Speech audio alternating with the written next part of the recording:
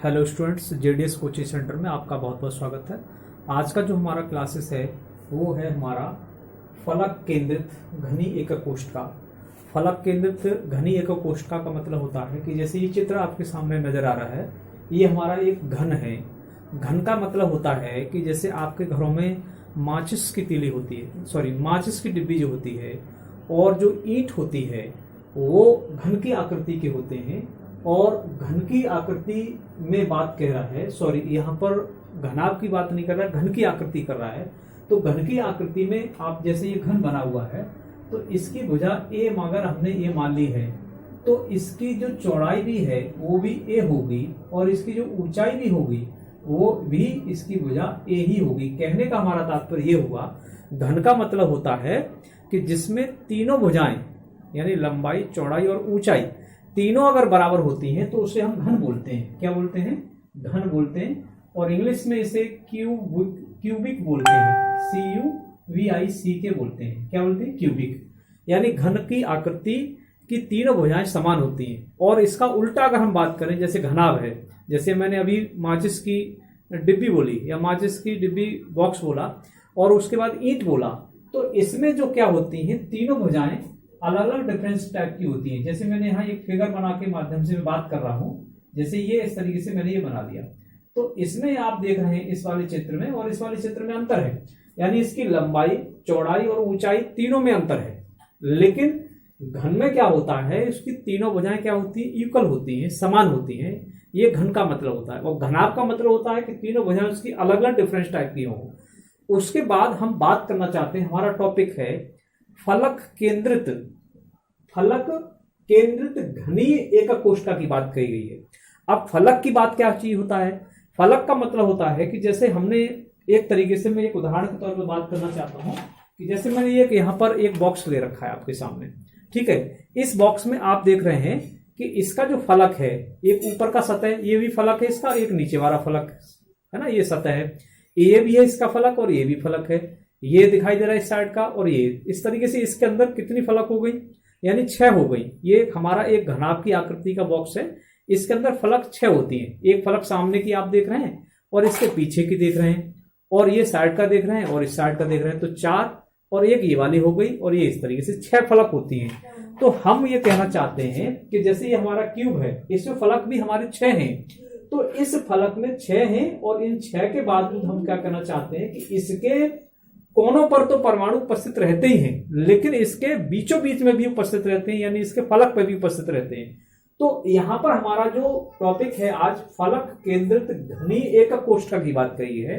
यानी घनी का मतलब होता है घन के रूप में आकार का, जिसको FCC भी बोलते हैं, यानी face centred cubic cell unit cells बोलते हैं, यानी face centred cubic unit cells बोलते हैं। एकक कोष्ठका की बात कही गई है।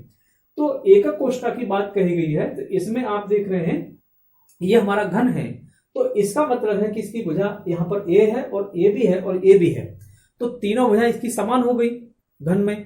तो अब बात आती है कि ये जो घन है हमारा, उसमें हमारा जो ठोसों का परिगण चैप्टर चल रहा है और उसमें यह देखा गया है कि एकक कोष्ठका में, यानी एक कोष्ठका के अंदर, यानी एक कोष्ठका के अंदर कितने परमाणु उपस्थित रह सकते हैं। तो इसके देखिए, ये जो भाग होता है इसका, जो परमाणु उपस्थित है, इसका कितना भाग होता है, 1/8 होता है। उसका रीजन ये है क्योंकि 4 भाग हमारे ये है, 4 ऊपर के हैं। तो कहने का तात्पर्य हुआ कि जो परमाणु यहाँ उपस्थित है वो 1/8वां भाग है। कितना? 1/8वां भाग है। और 1/8 भाग इसके अंदर दे रहे हैं, यहाँ गुणा में मल्टीप्लाई करते हैं, 8 के जो 8 कोने हैं उसका 1/8 भाग हमने लगा रहा, तो यहाँ 1 पन्ना है इस तरीके से।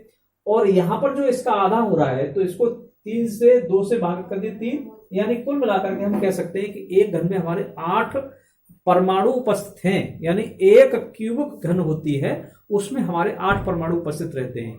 और इसकी ये पूछी गई है संकुलन क्षमता, यानी इससे पहले जो टॉपिक मैंने पढ़ाई थी, संकुलन क्षमता क्या चीज होती है।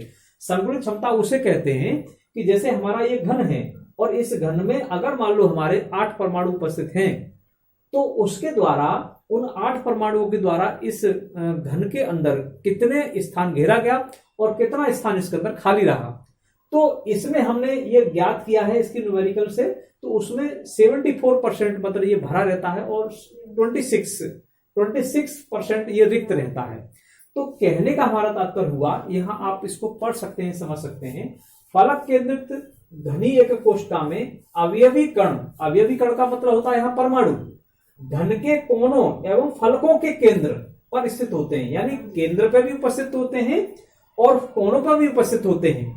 तो इसका मतलब हुआ कि ये स्थित होते हैं फलक केंद्र पर स्थित परमाणु अपने निकटवर्ती कोणों वाले परमाणु को भी स्पर्श करते हैं। इसका मतलब यह है कि जैसे मान लो हमने घन में देख रहे हैं, एक परमाणु हमारा ये है और एक बीच में है और एक कोनों पर, तो इसकी स्ट्रक्चर्स को मैंने यहां पर लिया है, देख रहे हैं आप, यहां पर ये वाला कोने वाला परमाणु और इधर कोने वाला परमाणु आधा आ रहा है और ये बीच वाला पूरा आ रहा है, तो लेकिन ये एक दूसरे को संपर्क में टच कर रहे हैं, यानी इसको ज्वाइंट कर रहे हैं। तो ज्वाइंट करने का मतलब है कि यहां देख रहे हैं कि कर्ण बन जाता है और ये आधार इसका लंब बन जाता है।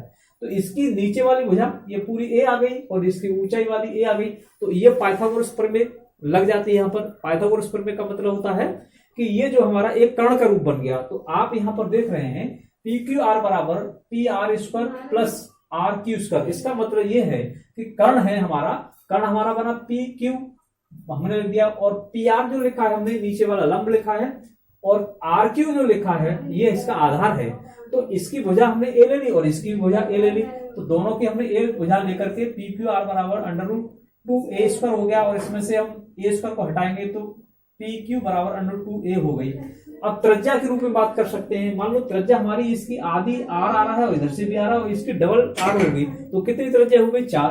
तो हम कह सकते हैं कि ये जो त्रिज्या आ रही है वो हमारी 4 आ रही है, 4r क्यू आ रही है। तो यहाँ आपका त्रिज्या का ये निकल आया। और इसमें अगर हम इस सब का रेशियो लगाएंगे, तो रेशियो लगाने की स्थिति पर देखेंगे आप कि इसके अंदर जो परमाणु हमारे 8 निकल के आ रहे हैं वो इसमें अंदर भरे हैं, यानी 74% भरे हैं, और बाकी का 26% इसके अंदर संकुलन क्षमता निकालते हैं, तो 26% ये खाली रहता है।